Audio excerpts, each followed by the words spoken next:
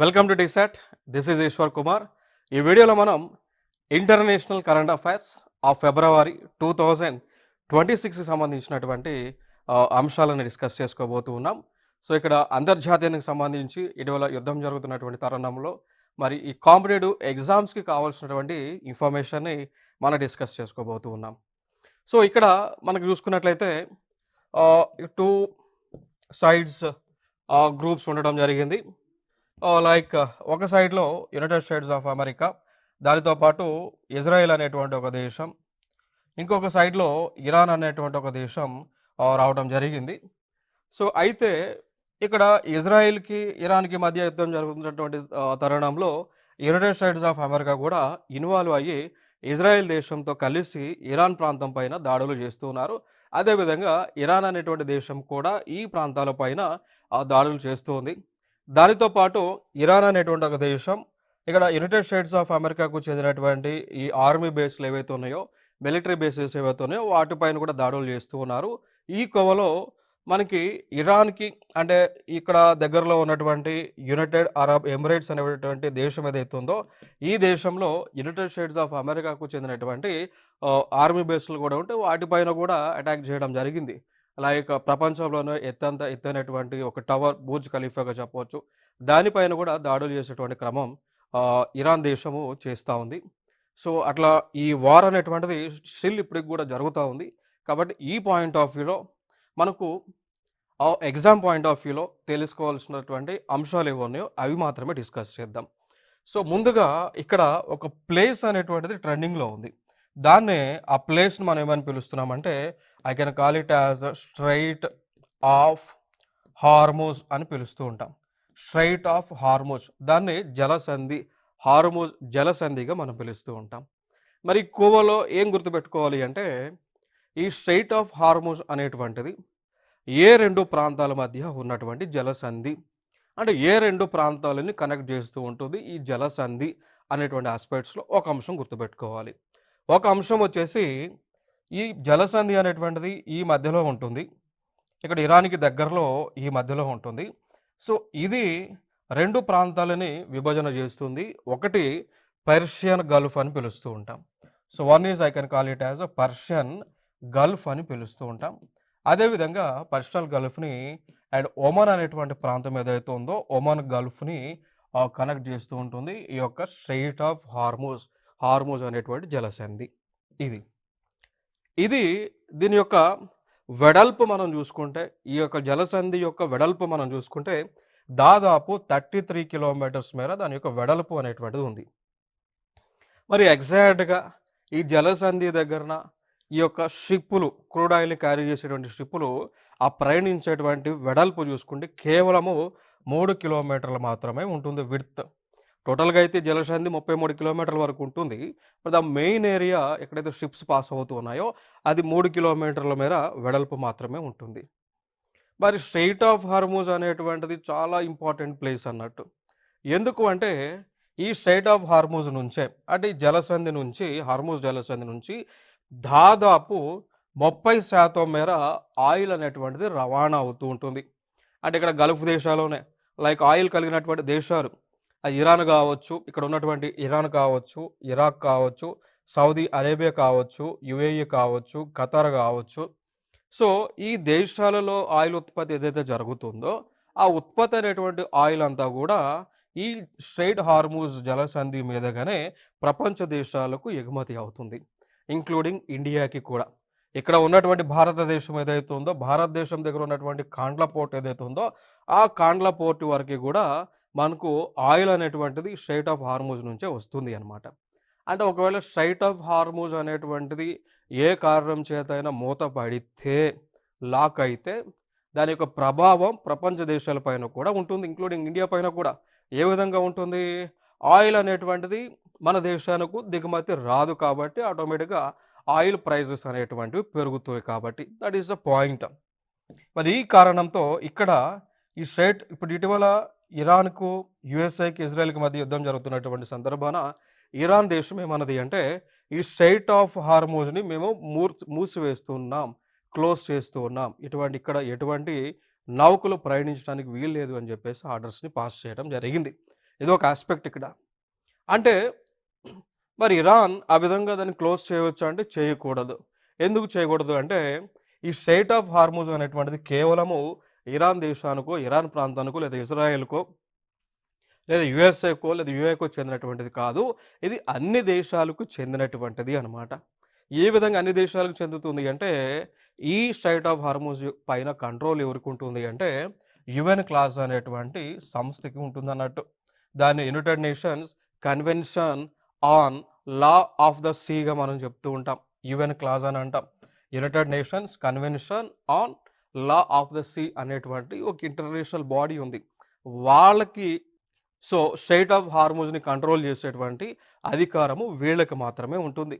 మరి ఎందుకు ఈ సంస్థకి ఇచ్చారు? పక్కన ఉన్నటువంటి దేశాలకు ఇవ్వకుండా ఎందుకు ఈ సంస్థ ఈ ప్లేస్ని కంట్రోల్ చేసేటువంటి రైట్స్ ఎందుకు ఇచ్చారు అంటే ఏ ప్రపంచంలో భూమిపైన ఏ ప్రదేశానికైనా ఇంటర్నేషనల్ ఇంపార్టెన్స్ ఉన్నప్పుడు ఆ ప్రదేశం వల్ల ఇంటర్నేషనల్గా ఇంపాక్ట్ జరుగుతుంటే ఆ ప్రదేశాల యొక్క కంట్రోల్ యుఎన్ క్లాస్ తీసుకోవడం జరిగింది అనమాట. ఒకవేళ కేవలము దీన్ని కంట్రోల్ చేసేటువంటి పవర్ యూఏకో లేదా ఇరాన్కో లేదా ఇంకో ఇజ్రాయెల్ దేశానికి ఇచ్చామనుకోండి, వాళ్ళు దాన్ని క్లోజ్ చేసి చేయడం వల్ల దాని ఇంపాక్ట్ ప్రపంచం పైన ఉంటుంది. సో ప్రపంచం పైన ఇంపాక్ట్ లేకుండా ఉండే విధంగా లేకుండా ఉండటానికి ఇట్లా యుఎన్ క్లాస్ అనేటువంటి సంస్థను ఏర్పాటు చేసుకొని ఇంటర్నేషనల్ ఇంపార్టెన్స్ ఉన్నటువంటి ప్లేసెస్ యొక్క కంట్రోల్ని వీళ్ళకి ఇవ్వడం జరిగింది. That is the point. అంటే ఇక్కడ ఇప్పుడు మనం తెలుసుకోవాల్సిన అంశం, వాళ్ళ స్ట్రెయిట్ ఆఫ్ హార్మూజ్ని ఇరాన్ క్లోజ్ చేశానంటే చేయవచ్చు అంటే చేయడానికి వీల్లేదు as per the international laws అన్నట్టు. ఒకవేళ స్ట్రెయిట్ ఆఫ్ హార్మూజ్ని కనుక క్లోజ్ చేసే ఆలోచనలో ఉంటే ఇండియా కూడా దాన్ని ఓపెన్ చేయడానికి ఇండియా కూడా తనకు నేవీని పంపించవచ్చు. ఎందుకంటే ఈ స్ట్రెయిట్ ఆఫ్ హార్మూజ్ని క్లోజ్ చేయడానికి ఇండియా పైన కూడా ప్రభావం ఉంది కాబట్టి ఆ స్ట్రెయిట్ ఆఫ్ హార్మూజ్ క్లోజ్ అవ్వకుండా ఉండడానికి ఇండియన్ గవర్నమెంట్ కూడా తన యొక్క నేవీని ఇక్కడ డిప్లాయ్ చేయడానికి ఇండియాకి కూడా అధికారం ఉంది. అట్లాంటి సిచ్యువేషన్ కూడా రావచ్చు ఫ్యూచర్లో ఇప్పుడు ఇది యాక్సెస్ లేకుండా ఉంటే అన్ని దేశాలకు. అదొక ఆస్పెక్ట్గా మనం తెలుసుకోవాలి. నెక్స్ట్ ఈ స్ట్రెయిట్ ఆఫ్ హార్మూజ్ ఎంత ఇంపార్టెన్స్ అంటే దాదాపు ఇక్కడ నుంచి ప్రతినిత్యం కూడా దాదాపు 20 మిలియన్ల బ్యారెల్ల మేర క్రూడ్ ఆయిల్ అనేటువంటిది ఇక్కడ నుంచి వివిధ దేశాలకు ఎగుమతి జరుగుతూ ఉంది. ఎల్ఎన్జీ పాయింట్ ఆఫ్ వ్యూలో తీసుకుంటే liquid natural gas point of వ్యూలో చూస్తే 290 మిలియన్ క్యూబిక్ మీటర్స్ మేర ఇక్కడ నుంచి ఎగుమతి జరుగుతూ ఉంది. దాంతోపాటు 20% గ్లోబల్ ఎనర్జీ ట్రేడ్ కూడా ఈ స్ట్రెయిట్ ఆఫ్ హార్మూజ్ మీదుగానే జరుగుతుంది. అంటే 1/5 ప్రపంచంలోనే 1/5 వంతు ఈ స్ట్రెయిట్ ఆఫ్ హార్మూజ్ మీదుగానే ఆయిల్ ఎగుమతులు జరుగుతూ ఉన్నాయి. That is the importance of straight of Hormuz. Clear? So మరి పాయింట్ ఆఫ్ వ్యూ ఇంకా ఫర్దర్గా మనం మాట్లాడుకోవాల్సి వస్తే దీని యొక్క ఇంపాక్ట్ అనేటువంటిది ఇండియా పైన కూడా ఉంటుంది. ఇంకొక ఆల్టర్నేటివ్ చూడొచ్చు. మరి ఇక్కడ యుద్ధం జరుగుతూ ఉంది, ఇరాన్కు మిగిలినటువంటి దేశాలకు యుద్ధం జరుగుతున్నటువంటి తరుణంలో ఆయిల్ ప్రైజెస్ అనేటువంటిది పెరుగుదల ఇండియా పైన ఉండొచ్చు అంటే ఉండొచ్చు. బట్ కాకపోతే ఈరోజు పొద్దున వచ్చినటువంటి స్టేట్మెంట్ ఏంటి అంటే ఒకవేళ ఇక్కడ ఉన్నటువంటి దేశాల నుంచి భారతదేశానికి ఆయిల్ కనుక ఎగుమతి కాకపోతే రష్యా అనేటువంటి దేశం ముందుకు వచ్చి ప్రపంచ దేశాల్లో ఎవరు ఇవ్వనటువంటి తక్కువ రేటుకి ఇండియాకి ఆయిల్ని సరఫరా చేస్తామని రష్యా దేశం ముందుకు రావడం జరిగింది. దీనికి కూడా గతంలో ఇండియాకి రష్యాకి మధ్య ఒక ఫ్రెండ్షిప్ ట్రీటీ అనేటువంటిది ఉంది. గతంలో మనం 1971 ఆ టైంలో ఇండియా రష్యా మధ్య ఫ్రెండ్షిప్ ట్రీటీ అగ్రిమెంట్ చేసుకుని ఉన్నాం. సో అప్పటి నుంచి కూడా రష్యా భారతదేశానికి అన్ని విధాలు కూడా సహాయ కార్యక్రమాలు చేస్తుంది. యాజ్ పార్ట్ ఆఫ్ అది వెపన్స్ పాయింట్ ఆఫ్ వ్యూలో కావచ్చు, లేదా petrol crude oil point of వ్యూలో కావచ్చు, టెక్నాలజీ పాయింట్ ఆఫ్ వ్యూలో కావచ్చు, రష్యా అప్పటి నుంచి కూడా 1971 నుంచి కూడా ఇప్పటి వరకు కూడా భారతదేశం సపోర్ట్గా ఉంది. ఈ పాయింట్ ఆఫ్ వ్యూలో ఇప్పుడు ఇన్ కేస్ ఇండియాకి కనుక ఆయిల్ అనేటువంటిది లేకుండా జరిగినటువంటి సందర్భం వస్తే కనుక రష్యా ముందుకు వచ్చి ఎప్పుడు లేనటువంటి విధంగా తక్కువ ప్రైస్కి క్రూడ్ ఆయిల్ని సరఫరా చేస్తామనేటువంటి అంశాన్ని తెలియజేయడం జరిగింది. Clear? That is the important aspect. మరి ఈ పాయింట్ ఆఫ్ వ్యూలో ఒకవేళ మనకి ఈ ప్రాంతాల నుంచి ఆయిల్ రాకపోతే భారతదేశంలో ఉన్నటువంటి నిల్వలు ఆయిల్ రిజర్వ్స్ ఏవైతే ఉన్నాయో అవి ఎన్ని రోజుల వరకు వస్తాయంటే దాదాపుగా 25 డేస్ వరకు వస్తాయి. సో భారతదేశంలో ఉన్నటువంటి ఆయిల్ రిజర్వ్స్ ఉన్నాయి. లైక్ మంగళూరు దగ్గర ఆయిల్ రిజర్వ్స్ ఉంది, విశాఖపట్నం దగ్గర ఆయిల్ రిజర్వ్స్ ఉన్నాయి. సో ఇట్లా ఉన్నటువంటి ఆయిల్ రిజర్వ్స్ మనకి భారతదేశంలో ఒకవేళ ఇంపోర్ట్స్ లేకపోతే 25 డేస్ వరకు వస్తాయి. బట్ కాకపోతే రష్యా ముందుకు వచ్చింది కాబట్టి ఆయిల్ని సప్లై చేస్తాము ఎక్కువ కావాలి అన్నప్పుడు ముందుకు వచ్చింది కాబట్టి it may be good for India. So ఇంకొక అంశం మనం మాట్లాడుకుందాం. సో రైజీనా డైలాగ్ న్యూస్లో ఉంది. సో రైజీనా డైలాగ్ అనేటువంటిది ఇది 11th సెషన్గా జరగబోతా ఉంది, ఇండియాలో జరగబోతా ఉంది. సో ఇది ప్రతి సంవత్సరము కూడా ఇండియాలో న్యూఢిల్లీలో మనకి ఏదైతే రాష్ట్రపతి భవన్ ఉందో ఆ రాష్ట్రపతి భవన్ దగ్గర జరుగుతూ ఉంటుంది. ఇప్పుడు రాష్ట్రపతి భవన్ ప్రెసిడెంట్ హౌస్ ఏదైతే ఉందో దాన్ని నిర్మించినటువంటి కొండ ప్రాంతం ఏదైతే ఉందో ఆ కొండ ప్రాంతాన్ని రైజినా హిల్స్ అని పిలుస్తూ ఉంటాం. సో రైజినా హిల్స్ అని పిలుస్తుంటాం కాబట్టి ఆ హిల్స్ పేరు పైనే ఆ హిల్స్ దగ్గర ఈ యొక్క మీటింగ్ జరుగుతుంది కాబట్టి దానిని రైజినా డైలాగ్గా పిలుస్తూ ఉంటాం. ఇది 11th అనమాట. మార్చి 4th నుంచి మార్చి 7th మధ్య జరగబోతూ ఉంది. సో దీనికి గాను చీఫ్ గెస్ట్గా మనం ఫిన్లాండ్ దేశానికి అధ్యక్షుడైనటువంటి అలెగ్జాండర్ స్టబ్ని ఇన్వైట్ చేయడం జరిగింది. So he was the present chief guest for 11th Raisina dialogue which is going to be happen in Delhi. That is the point. ఈ అంశాన్ని గుర్తుపెట్టుకోండి, ఇంపార్టెంట్ ఏరియా. గతంలో దీనిపైన కూడా క్వశ్చన్స్ వచ్చి ఉన్నాయి. అండ్ ఇటీవల అంటే లైక్ క్వశ్చన్స్ ఏ విధంగా వచ్చింది అంటే రైజినా డైలాగ్ ఏ నగరంలో జరిగింది? న్యూఢిల్లీలో జరిగింది. సో ఎవ్రీ ఇయర్ కూడా అది న్యూఢిల్లీలోనే జరుగుతుంది, రాష్ట్రపతి భవన్ దగ్గరనే జరుగుతుంది, అక్కడ తప్ప ఎక్కడ కూడా జరగదు. Clear? That is the point.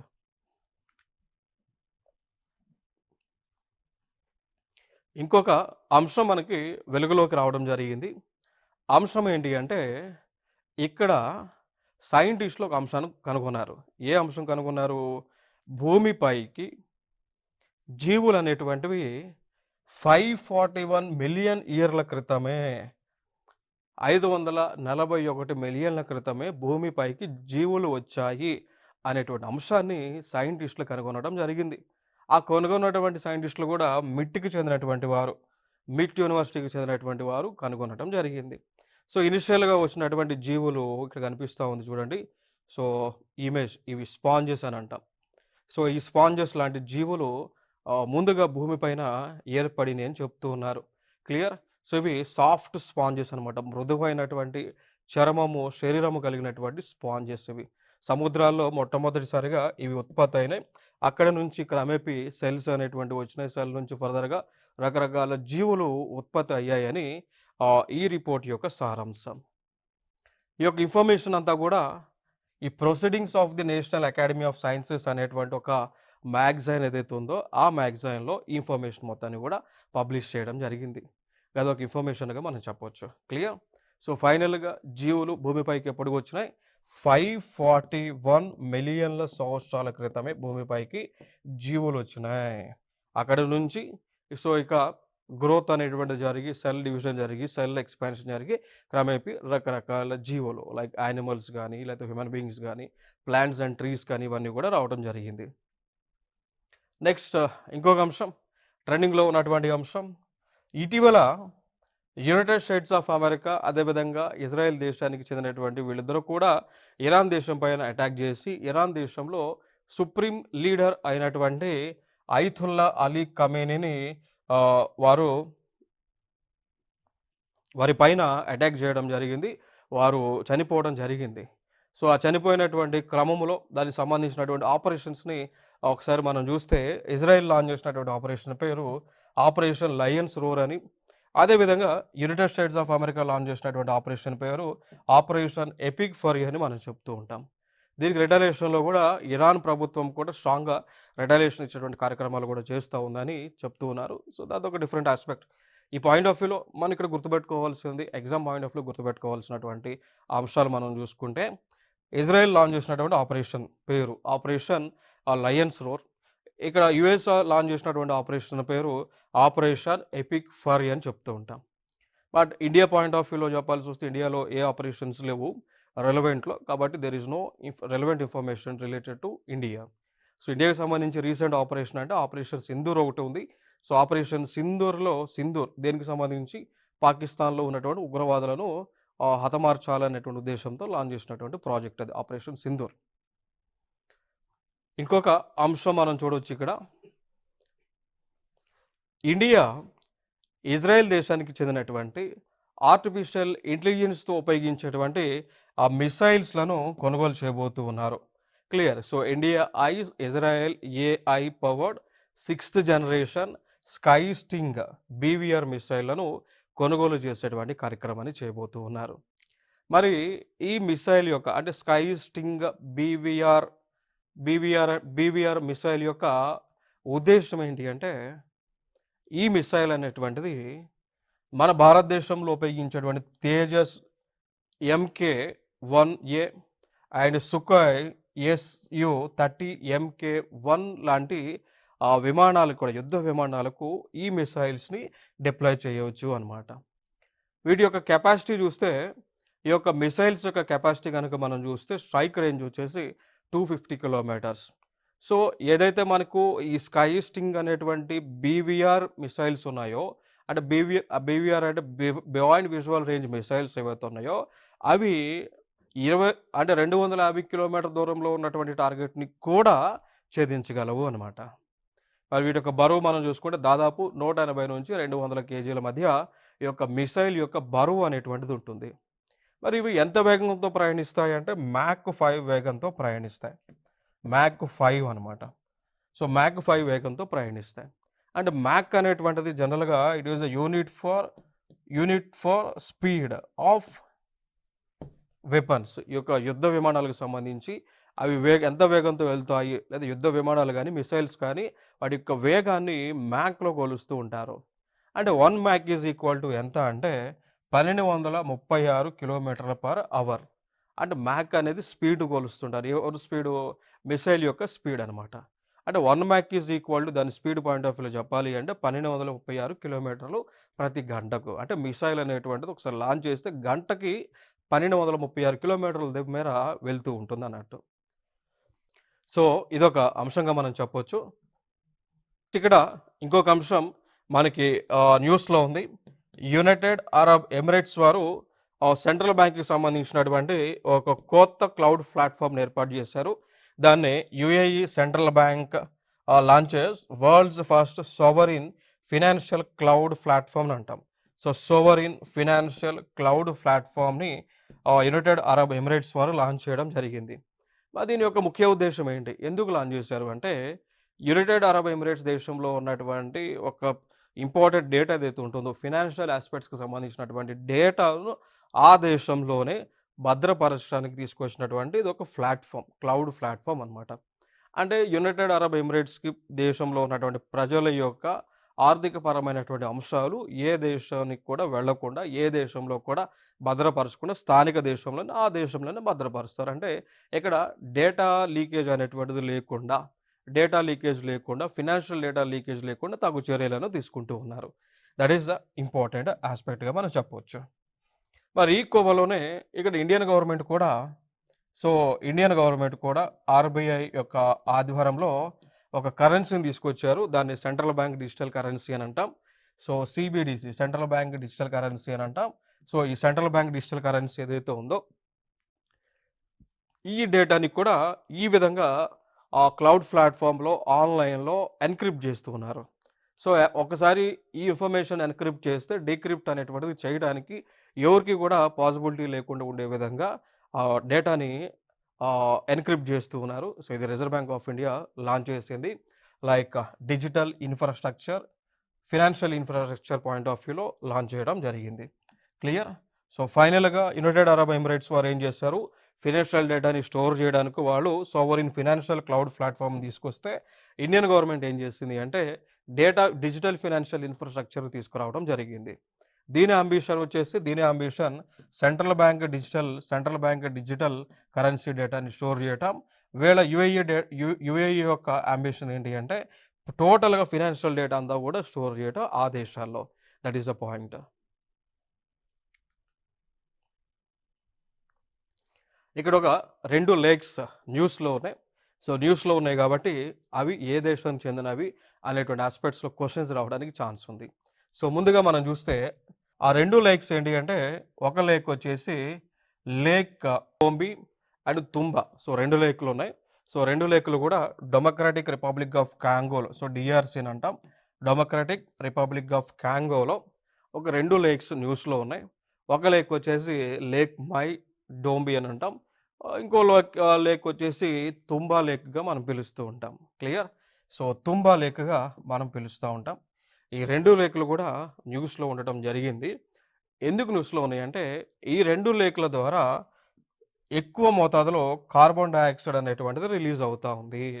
That is the point. So, ఎక్కువ మోతాదులో 2 సరస్సుల నుంచి కార్బన్ డయాక్సైడ్ అనేటువంటిది రిలీజ్ అవుతా ఉంది. 2 లేక్‌లు కూడా గ్రీన్ హౌస్ గ్యాసెస్‌ని రిలీజ్ చేస్తూ ఉన్నాయి. తద్వారా గ్లోబల్ వార్మింగ్‌కు 2 లేక్స్ కూడా కారణం అవుతా ఉంది అనేటువంటి అంశాన్ని తెలియజేస్తూ ఉన్నారు.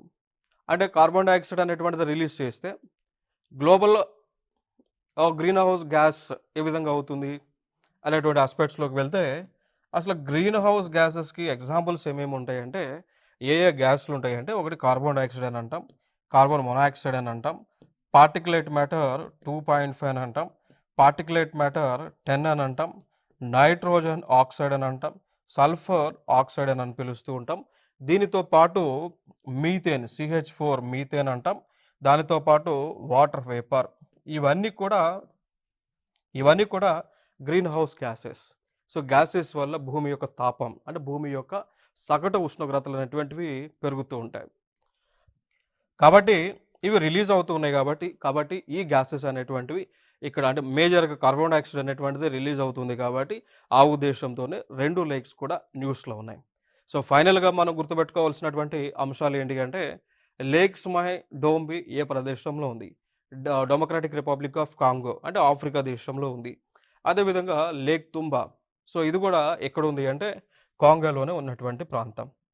ఇంకోటి లేక్ మై డోంబి గురించి మాట్లాడాల్సొస్తే, ఇది ఆఫ్రికా ప్రాంతంలోనే అతిపెద్ద బ్రాకిష్ వాటర్, అదేవిధంగా బ్లాక్ వాటర్ కలిగినటువంటి సరస్సుగా మనం చెప్పొచ్చు. లేక్ తుంబా మనం చూసుకుంటే, ఇది స్వాంప్ ఫారెస్ట్‌గా అంటే ప్రపంచంలోనే చిత్తడి నేలలుగా మనం చెప్పవచ్చు. స్వాంప్ ఫారెస్ట్ అంటే స్వాంప్ అంటే బురద నేలలు లేదా చిత్తడి నేలలుగా మనం చెప్పొచ్చు. సో, ఇది ప్రపంచంలోనే అతిపెద్ద చిత్తడి నేలగా మనం లేక్ తుంబాని గుర్తించవచ్చు. మరి అయితే ఈ చిత్తడి నేలల కాన్సెప్ట్ దీన్ని మనం ఏమంటామంటే వెట్లాండ్స్‌గా మనం పిలుస్తూ ఉంటాం. అట్లా వెట్లాండ్‌గా గుర్తించేటువంటి సంస్థ ఏది? అంటే దానికి సంబంధించినటువంటి కన్వెన్షన్ ఏదైనా ఉంది అంటే, ఆ కన్వెన్షనే రామ్సార్ కన్వెన్షన్‌గా మనం పిలుస్తూ ఉంటాం. ఒక ప్రాంతం అది వెట్లాండ్ అని గుర్తించేటువంటి కన్వెన్షన్ రామ్సార్ కన్వెన్షన్ అనమాట. క్లియర్? సో, రామ్సార్ కన్వెన్షన్ యొక్క ఉద్దేశ్యం ఏంటి అంటే, వెట్లాండ్‌లను ప్రొటెక్ట్ చేయటం. అట్లా ఇండియాలో ఇప్పుడు ఎన్ని వెట్లాండ్స్ ఉన్నాయంటే, ఈ రోజుకి 98 వెట్లాండ్స్ ఉన్నాయి. ఇప్పటికి భారతదేశంలో 98 చిత్తడి నేలలు ఉన్నాయి. సో, చిత్తడి నేలలు అంటే మీనింగ్ ఏంటి అంటే, ఎక్కువగా అంటే సంవత్సర కాలంలో ఎక్కువగా కనీసం 6 మీటర్ల ఎత్తు వరకు నీటితో నిల్వ ఉండి, నీరు నిల్వ ఉంటే దాన్ని చిత్తడి నేలలు అంటాం. అంటే కనీసం 6 మీటర్ల ఎత్తు మేర నీరు నిల్వ ఉంటే, అది సంవత్సర కాలంలో అవ్వచ్చు, లేదా సంవత్సర కాలంలో అవ్వచ్చు, లేదంటే కొన్ని సీజన్స్‌లో గాని నీరు నిల్వ ఉంటే దాన్ని చిత్తడి నేలలు అంటాం. అట్లా భారతదేశంలో ఈ రోజుకి 98 చిత్తడి నేలలు ఉన్నాయి. ఎగ్జాంపుల్‌గా తీసుకుంటే మనకి చిలకా లేక్ అని చెప్పొచ్చు, కొల్లేరు లేక్ అని చెప్పొచ్చు. సో, ఇవి చిత్తడి నేలలకు ఎగ్జాంపుల్‌గా చెప్తూ ఉంటాం. ఇక్కడ ఇంకొక అంశం న్యూస్‌లో ఉంది. దురంద లైన్ న్యూస్‌లో ఉంది. సో, అయితే దురంద లైన్ అనేటువంటిది ఏ 2 దేశాల మధ్య ఉన్నటువంటి బౌండరీ లైన్ అంటే, ఒకటి ఆఫ్ఘనిస్తాన్, అదేవిధంగా పాకిస్తాన్. ఈ 2 దేశాలకు మధ్య సరిహద్దు రేఖగా ఉన్నది దురంద లైన్. సో, దీన్ని 1893లో ఈ దురంద లైన్‌ని గీయడం జరిగింది. ఈ దురంద లైన్‌ని అంటే ఇది ఒక బౌండరీ లైన్ పాకిస్తాన్‌కు, అదేవిధంగా ఇక్కడ ఉన్నటువంటి ఆఫ్ఘనిస్తాన్‌కి మధ్య ఉన్నటువంటి ఆ బౌండరీ లైన్ దురంద లైన్ అన్నట్టు. దీన్ని 1893లో డ్రా చేశారు. ఎవరి యొక్క అధ్యక్షతన అంటే బ్రిటిష్ ఇండియా తరపు నుంచి సార్ మార్టిమర్ దురంద్ అని అంటాం. ఇంకా ఆఫ్ఘనిస్తాన్ నుంచి అమీర్ అబ్దుర్ రెహమాన్ ఖాన్ వీరి యొక్క ఆధ్వర్యంలో ఈ దురంద్ లైన్‌ని ఒక బౌండరీ లైన్‌గా మార్క్ చేసుకోవడం జరిగింది 1893లో. మరి బౌండరీ లైన్‌కి సంబంధించి స్టిల్ ఇప్పుడు కూడా గొడవలు అవుతా ఉన్నాయి పాకిస్తాన్‌కు, ఆఫ్ఘనిస్తాన్‌కు మధ్య. మరి ఎందుకు దురంద్ లైన్‌కి సంబంధించి గొడవలు అవుతున్నాయి అంటే, యాక్చువల్‌గా ఈ దురంద్ లైన్ అనేటువంటి ప్రాంతం ఏదైతే ఒక రేఖ ఉందో, ఇది ఈ పస్తూన్ అనేటువంటి ఒక ప్రాంతాన్ని 2గా విభజన చేస్తుంది. దీన్నే పస్తూన్ ఎక్కువగా పస్తూన్‌లు ఉండేటువంటి ప్రాంతం అన్నమాట. ఈ ప్రాంతాన్ని 2గా విభజన చేసింది. సో, విభజన చేసిన క్రమంలో ఇక్కడ మెజారిటీ పార్ట్ అంతా కూడా ఎక్కువగా పాకిస్తాన్ సైడ్ వెళ్ళటం జరిగింది. బట్ ఈ పస్తున్లు అనేటువంటి వారు ఆఫ్ఘనిస్తాన్‌లో ఉండటానికి ఇష్టపడుతూ ఉన్నారు. సో, ఈ దురంధలైన వల్ల ఏమైంది, పస్తూన్లు ఉన్నటువంటి ప్రాంతము మెజారిటీ ప్రాంతం పాకిస్తాన్‌కి వెళ్ళింది. బట్ ఇక్కడున్న ఈ పస్తూన్లు ఆఫ్ఘనిస్తాన్‌లో వాళ్ళు కలవడానికి ఇష్టపడుతున్నారు. ఆ క్రమంలో వీరు సెపరేట్ వీరు ఇక్కడున్న ఆఫ్ఘనిస్తాన్‌లోకి జాయిన్ అవ్వడానికి వీరు ఇంట్రెస్ట్ చూపిస్తా ఉంటే, ఇక్కడున్న పాకిస్తాన్ దీన్ని అపోజ్ చేస్తా ఉంది. ఆ క్రమంలో ఆఫ్ఘనిస్తాన్‌కు అదేవిధంగా ఆహ్, పాకిస్తాన్‌కి మధ్య పరస్పరం గూడా యుద్ధం అనేటువంటిది జరుగుతా ఉంది. లేదు అంటే ఇక్కడున్న ప్రజలు ఏమంటున్నారంటే, ఈ ప్రాంతాన్ని పస్తూనిస్తాన్‌గా డిక్లేర్ చేయండి అని చెప్పేసి ఇక్కడ ఉన్నటువంటి ప్రజలందరికీ గూడా డిమాండ్స్ చేస్తూ ఉన్నారు. సో, ఆ కోవలోనే ఇక్కడ పాకిస్తాన్‌కు, ఆఫ్ఘనిస్తాన్‌కు మధ్య క్లాషెస్ అనేటువంటివి, యుద్ధ వాతావరణం అనేటువంటిది జరుగుతూ ఉంది. ఇటీవల కూడా 2 ప్రాంతాల మధ్య కూడా యుద్ధం అనేటువంటిది జరుగుతుంది. సో, ఈ పాయింట్ ఆఫ్ వ్యూలో పాకిస్తాన్ ఇక్కడ ఏం చేసింది అంటే ఆఫ్ఘనిస్తాన్ పైన ఓపెన్ వార్‌ని డిక్లేర్ చేయడం జరిగింది. ఓపెన్ వార్‌ని డిక్లేర్ చేశారు. దానికి పాయింట్ ఆఫ్ వ్యూలో ఆపరేషన్ గజీబ్లిల్ హక్‌ని ఆఫ్ఘనిస్తాన్‌కి పైన వ్యతిరేకంగా ఈ పాకిస్తాన్ లాంచ్ చేయడం జరిగింది. సో, అట్లా ఇవి న్యూస్‌లో ఉన్నటువంటి అంశాలు. సో, టోటల్‌గా ఈ దురంత లైన్ యొక్క లెంత్ మనం చూసుకుంటే 2640 కిలోమీటర్ల మేర ఉంటుంది. Clear? That is the point. So, ఇది మనకి ఇక్కడ గుర్తుపెట్టుకోవాల్సినటువంటి అంశాలు. అవి కాకుండా కొన్ని కొన్ని లైన్స్ ఉన్నాయి. లైక్ ఇండియాకి, పాకిస్తాన్‌కి మధ్య ఉన్నటువంటి ఒక బౌండరీ లైన్‌గా మనం చెప్పాల్సొస్తే లైన్ ఆఫ్ కంట్రోల్ చెప్పొచ్చు. దాని తర్వాత సార్ క్రీక్ లైన్ ఇది కూడా ఇండియాకి, పాకిస్తాన్‌కి మధ్య ఉన్నటువంటి బౌండరీ లైన్స్. ఇంకా అదేవిధంగా ఇండియాకి, చైనాకి మధ్య బౌండరీ లైన్స్ ఉన్నాయి. ఒక బౌండరీ లైన్ వచ్చేసి మెక్‌మోహన్ లైన్‌గా మనం చెప్పొచ్చు.